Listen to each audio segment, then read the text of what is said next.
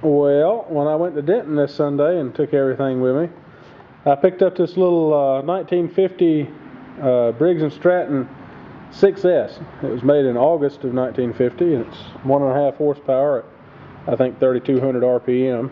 And when I got it, it hadn't been running, probably 10 or 12 years. The guy said it had been 6 or 7, and as bad as the gas was, I believe it had been longer than that.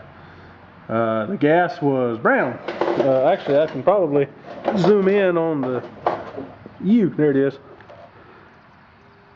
If you see that brown liquid in the bottle behind the Dr. Pepper bottle, that was the gasoline that came out of this thing.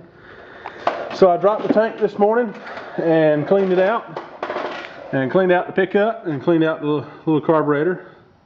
I don't have a gasket set for this engine, so I made a fuel tank gasket there. I was very careful not to break off the pickup tube, since I see that that's a main problem that people have.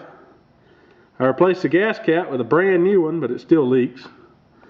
Put me a new wing nut and washer on top of my oil bath air cleaner. Put a new spark plug in it, and it was making spark, but it wasn't making enough to arc across the plug. So I took the flywheel cover off there and sanded on my flywheel a little bit where the magnets are to help clear everything up. And it made a little bit better spark, but still not enough. And I tried to get the flywheel off, and I couldn't get it off. So I just threw it in the floorboard of the truck and took it to the local small engine place. And the guy there, he's probably in his mid to late 70s. Of course, he said he had a couple of these in the barn, also some hit and miss engines. He had an economy. So he knew exactly what to do with it, and beat on it with a really large hammer, and the flywheel came right off so we could get to the points. And we cleaned the points up and put everything back together, and she fired right up. As of yet, I don't have a throttle. These linkages are all messed up. If somebody sees this that has one of these, if they could just send me some recommendations or a picture or something about how these linkages are supposed to go. Because right now all I do is take and just move that by hand until I can figure out a better way. If I can't figure out the right way, I'm just going to run me a throttle cable like off a lawnmower just to this the little idle set screw here through that little hole. It ain't no big deal. It's not like this is a heavily used engine. But I just got it clamped to this little rolling table here for now. Probably make some skids for it tomorrow or day after tomorrow, depending on what I got going on. It's got a little pulley on the back of it. I don't know what this engine was ever used for. The only real problem I see with it is, the little foot is broken off there, so I've got 3 feet instead of 4. But like I said, it's not heavily used, so I don't find it that big of a deal. So I guess we'll start it up here. I also got the rope yesterday while I was at the hardware store getting the spark plug and all that good stuff. Let's see if it'll start at idle with no choke. Ow, not quite. Can't get a good pull on it on the table, unfortunately.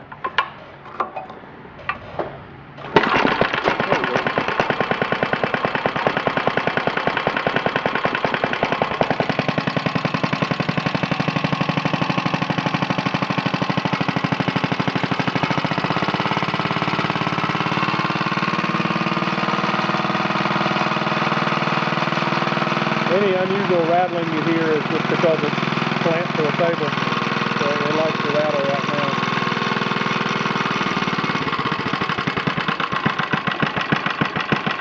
I don't know how well the video captures it, but it kind of bounces up and down on the table. But won't do that, of course, when I've got everything mounted to something worth decent. Yeah, just sit here and run like this all day. I've run it a little bit, not a whole lot.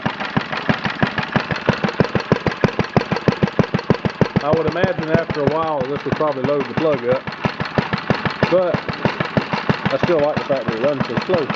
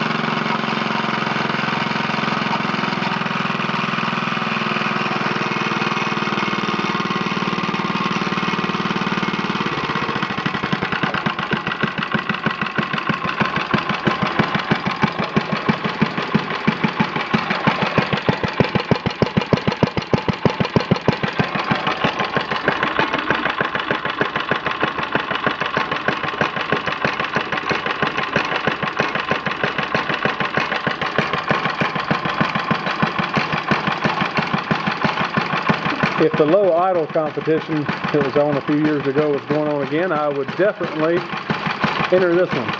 That one down there, I got for $20. I'll make a video about it sometime, but it's from the 70s. It idled low, but not that low.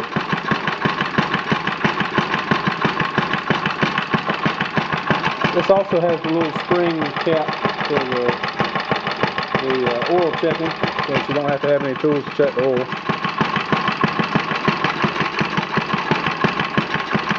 I'll get my screwdriver down here so that I don't get shot when I cut it off, because that doesn't work. That shot the crap out of me. So instead of pushing that down with my finger, since that hurts, I just gap across the two with the metal screwdriver. But anyway, that's the video of what I brought back from Denton. A Briggs and Stratton Model 6S, 1.5 horsepower, made in August of 1950, with a really, really low idle, and it was bouncing.